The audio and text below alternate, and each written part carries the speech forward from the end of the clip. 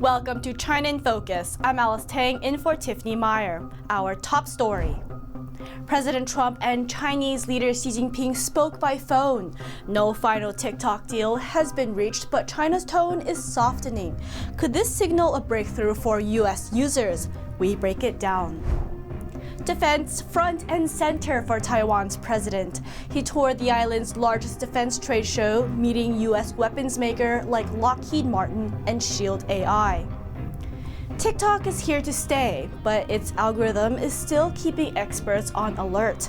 A cybersecurity advisor shares his hot take and the 3 steps he says the U.S. should take. And China's Huawei vowing to roll out the world's most powerful AI computing clusters in 2 years. The country is pushing to rely less on Western semiconductors. But can Beijing really compete with the West on its own microchips? Multiple state-backed semiconductor programs were undermined by severe corruption.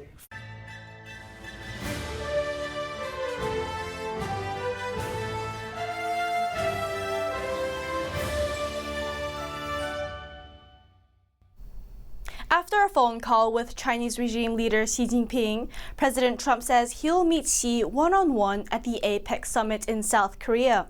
China, though, isn't confirming that. While no agreements came out of the talks, Beijing's tone seems to be softening. Here's more. President Trump spoke by phone with Chinese regime leader Xi Jinping Friday morning, an hour earlier than planned at 9 a.m. Eastern. Around 11 a.m., Trump called the conversation very productive on social media. He says the two leaders made progress on trade, fentanyl, ending the war in Ukraine, and the TikTok deal. In his post, Trump mentioned twice that China had approved the TikTok deal. This comes just days after U.S.-China trade talks in Spain, where Treasury Secretary Scott Bessent announced a framework deal for the app. Beijing's official statement did not confirm the deal, but signaled a softer tone. China's foreign ministry said it, quote, respects the wishes of businesses and welcomes good business negotiations. TikTok's parent company ByteDance thanked both leaders and pledged to follow U.S. law to keep the app available.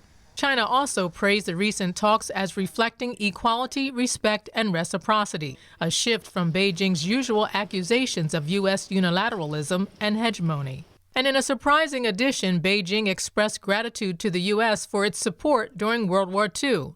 The move echoes Trump's recent post marking China's military parade earlier this month. It's worth noting the Chinese government that allied with the U.S. during the war was led by the Kuomintang, one of Taiwan's current political parties, not the Chinese Communist Party. While trade agreements between the U.S. and China remain unresolved, the U.S. and Taiwan reached a major deal. U.S. Agriculture Secretary Brooke Rollins announced the same day that Taiwan will buy $10 billion worth of American agricultural products, including soybeans, over the next 4 years. This comes as China continues to use agriculture as leverage in its trade fight with Washington. As of last week, China hasn't booked a single cargo of soybeans for the new marketing season. And Reuters reported Trump's intelligence advisors recently met with Taiwan's de facto U.S. ambassador. It was the highest-level U.S.-Taiwan contact since Trump returned to the White House. A clear gesture of Taiwan's commitment to staying ready, starting at the expo floor. President Lai Ching-te visited Taiwan's largest defense trade show on Friday, the Taipei Aerospace and Defense Technology Exhibition. Local companies briefed him on their drone systems and the largest counter-drone technology. Drones are a key focus on Taiwan's prepares for a possible Chinese invasion. Lai also met representatives from U.S. defense firms Lockheed Martin and Shield AI. He toured their booths and received briefings on their products. Although details of the TikTok deal are still hidden behind closed doors, people who are worried the app might go dark can feel relieved it won't be banned, at least for now. But those concerned about the app's ongoing controversies don't seem to share the same relief. To dig into these details and issues and the solutions the U.S. government can take to protect American safety and security, we speak with Rex Lee, cybersecurity advisor at My Smart Privacy, for his insights. The deputy head of China's cybersecurity regulator recently disclosed that China is willing to license the algorithm to the U.S. rather than sell off the entire know-how. Li sheds light on why China is unlikely to let go of TikTok's algorithm. The algorithm that enables TikTok to operate and collect information on the end users, that's the national security threat, and they're not going to divest themselves from that. The harms caused by leaked data doesn't stop at losing your privacy. Li further explained the dangers people could face when bad actors weaponize their data. These platforms are developed with highly addictive technologies, such as brain hijacking technology and manipulative advertising technology. People don't realize that they're being addicted. And that's producing all sorts of issues that we see today with tech addiction, self-harm, depression, suicidal thoughts, and actually we see online bullying and online violence, but we're also seeing indoctrination that can happen through these apps. Now, the other issue is that they're AI-infused apps. From the perspective of a cybersecurity advisor for government agencies who understands China's threats in the cyber world, we asked Li what 3 measures he would first take to address the threats posed by TikTok. Well, 3 measures. One of the things they need to ban is surveillance capitalism. You then have to ban the use of highly addictive technologies that need brain hijacking technology, manipulative advertising technology, and chatbots that can produce the ELIZA effect need to be banned. This is literally brainwashing technology, and then there needs to be some oversight on what companies can hire U.S. law firms for lobbying. If China is a national security threat regarding tech, then why are we allowing these Chinese companies? We will keep you updated on the latest developments in the TikTok deal. The U.S. is stepping up competition with China over rare earth minerals. On Thursday, the U.S. Trade and Development Agency announced a $1.4 million grant to an American mining company. The money will help the company expand operations at a copper and cobalt mine in Zambia. Cobalt is a rare earth element widely used in making electric vehicles. The trade agency says the Zambia project will help diversify American access to critical minerals. They say the mine is expected to start shipping copper and cobalt to the U.S. in 2028. Rare earths are a group of metals critical for making weapons and cars. China controls 70% of the global rare earth supply chain, and the U.S. is playing catch-up. Earlier this year, China restricted rare earth exports to the U.S. in retaliation for Trump's tariffs. As a result, Ford paused production at its Chicago plants for a week. Automakers in Europe and Japan also faced supply disruptions. President Trump has been trying to cut U.S. reliance on Chinese rare earths. He secured a deal giving the U.S. access to minerals in Ukraine. He also strengthened cooperation with Saudi Arabia on critical minerals, and he ordered officials to speed up deep-sea mining, harvesting minerals from the ocean floor. China is ramping up its AI competition with the U.S. while pressuring its tech firms to rely less on Western microchips. But the big question is, can China really compete with American AI giants using only chips made at home? NTD's Julia Song has the story. Chinese tech giant Huawei announced Thursday it plans to roll out the world's most powerful AI computing clusters over the next 2 years. These clusters are networks of interconnected computers that harness the power of thousands of chips. These new products will directly compete with NVIDIA, the dominant U.S. AI microchip maker. Artificial intelligence is central to U.S.-China competition, and AI microchips are the foundation of that battle. Huawei's announcement comes as Beijing races to develop its own microchip technology and cut reliance on Western chips. Chinese authorities recently reportedly banned the country's biggest tech companies from buying NVIDIA's AI chips, according to the Financial Times. The regime is cranking up pressure on companies to accelerate semiconductor development and wean themselves off NVIDIA chips. But can Chinese companies compete with giants like OpenAI using only homegrown microchips? Tang Hao, a China affairs commentator, says it will be a challenging task. The Chinese regime has historically relied on stealing foreign technology to develop its high-tech industry. As a result, China's semiconductor sector lacks the long-term research and development foundation and experience that the U.S. and Taiwan have built up. Without that solid groundwork, it is very difficult to develop microchips that can compete with Western rivals in a short period of time. He noted corruption is also a problem. Multiple state-backed semiconductor programs were undermined by severe corruption. Funding was drained, yet technological progress was limited. On top of that, Western countries have tightened restrictions on semiconductor-related technology exports to China. As a result, developing advanced chips domestically in the short term is extremely difficult. Tang said there could also be political reasons behind the push. Beijing's high-profile push into semiconductor development may be as much about politics as technology.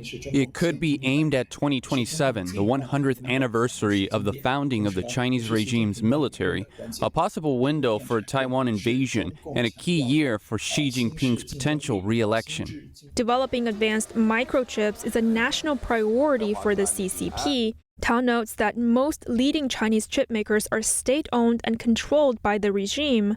That means their work is tied directly to Beijing's political and strategic goals. During his trip to the UK, President Trump sat down for an interview with Fox News in London. Trump said China and India could put financial pressure on Russia by stopping purchases of Russian oil, which would help lead to an end of the war in Ukraine. Here's the president taking questions from Fox hostess Martha McCallum.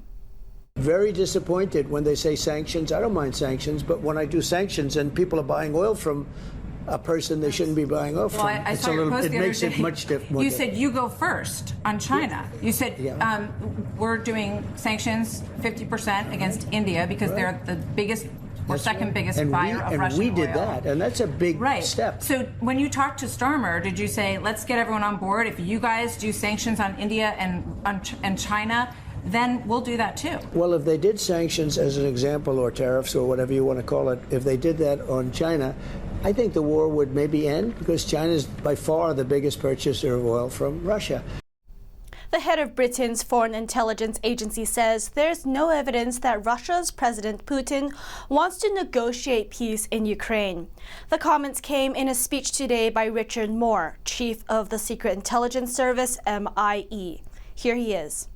In recent weeks, Russia has stepped up its attacks on civilian targets still further.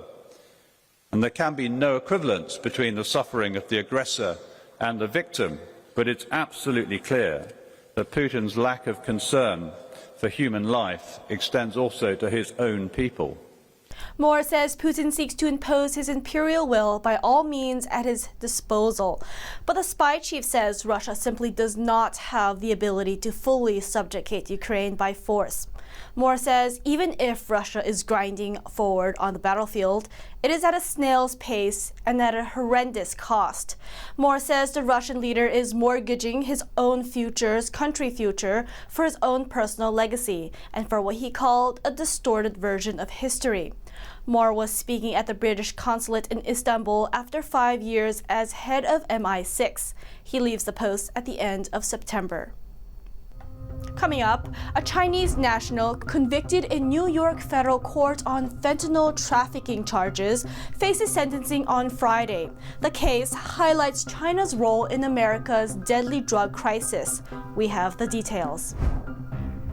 And Afghanistan's Bagram Air Base, President Trump wants to retake control, aiming to curb China's nuclear reach. Why is the base so important, and is this plan even possible? An expert weighs in. More on that after the break here on China in Focus. Welcome back to China in Focus. I'm Alice Tang in for Tiffany Meyer. A landmark case in the fight against fentanyl. On Friday, a Chinese national has been sentenced to 25 years in the U.S. for fentanyl trafficking. He was also convicted of importing precursor chemicals and money laundering.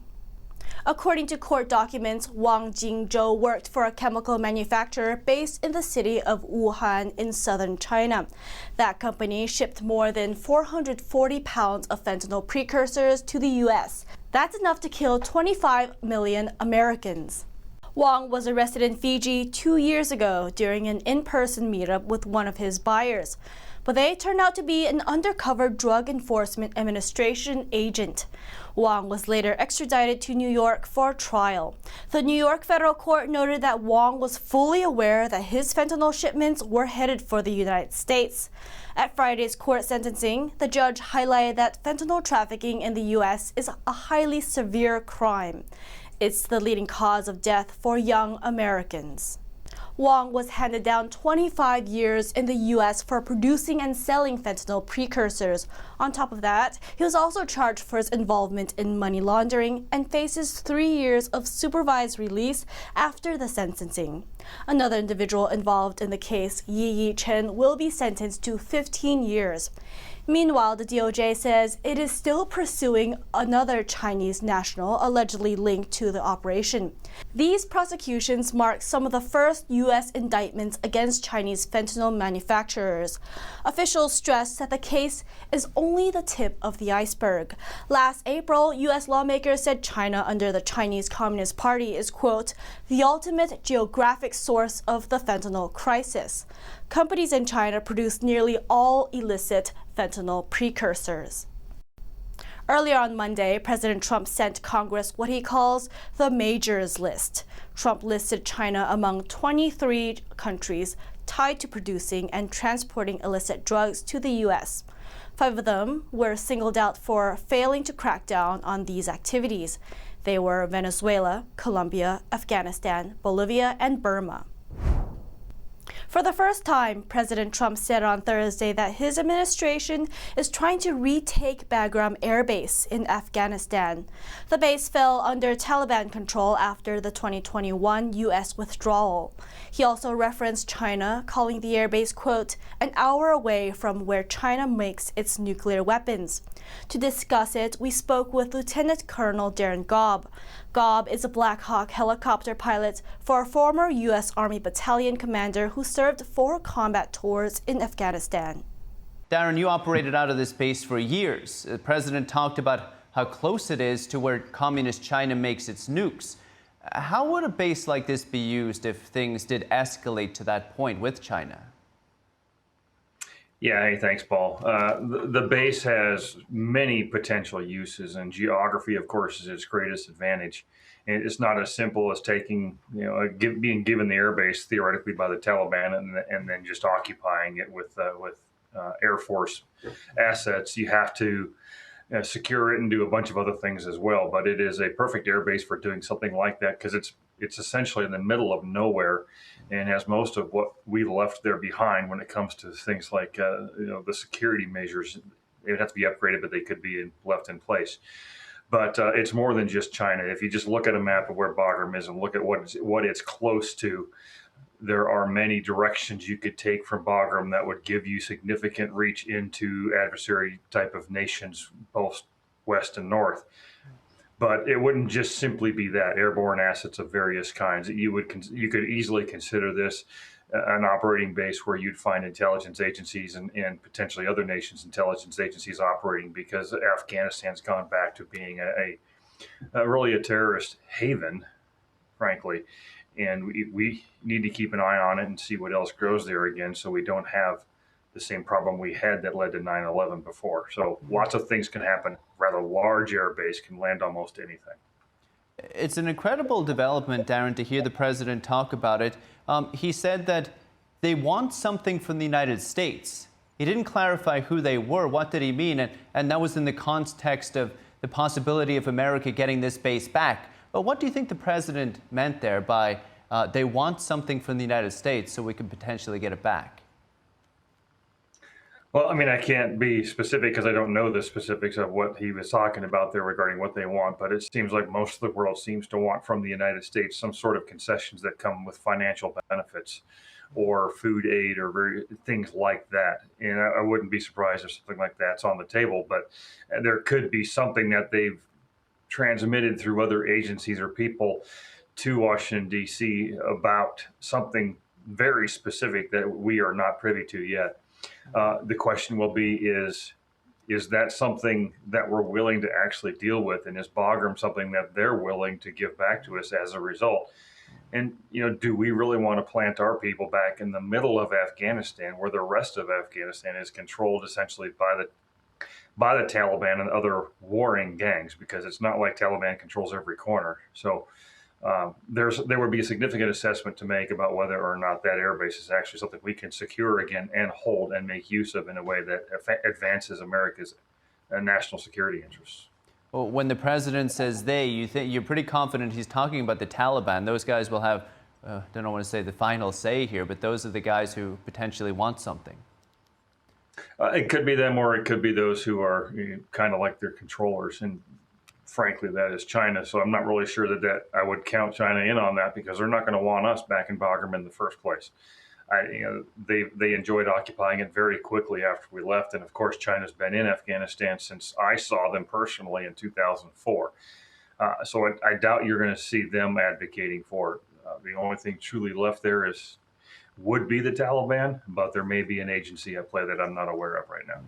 So Darren, the president mentioned China, and like I mentioned in the introduction, how this base is close to where they make their nukes. This is what the president highlighted during that press conference. You were saying that China's influence in Afghanistan, even outside of that, is still sizable. Well, what exactly are they doing there? When I first saw them in China, they were pursuing mining claims. And that's really, it goes back to rare earth minerals and other means of generating wealth that they're always looking for. And so that's what I would focus on outside of a lot of the other stuff is China's economic interests in dominating what Afghanistan can provide. And when it comes to things like minerals, Afghanistan has all of it. That's all for today's China in Focus. I'm Alice Tang in for Tiffany Meyer. If you have any feedback on the show or have something you'd like to see us cover, send us an email at chinainfocus@ntd.com. We'd love to hear from you. For round-the-clock original news coverage, visit us at ntd.com or download our NTD app. Thanks for watching. See you soon.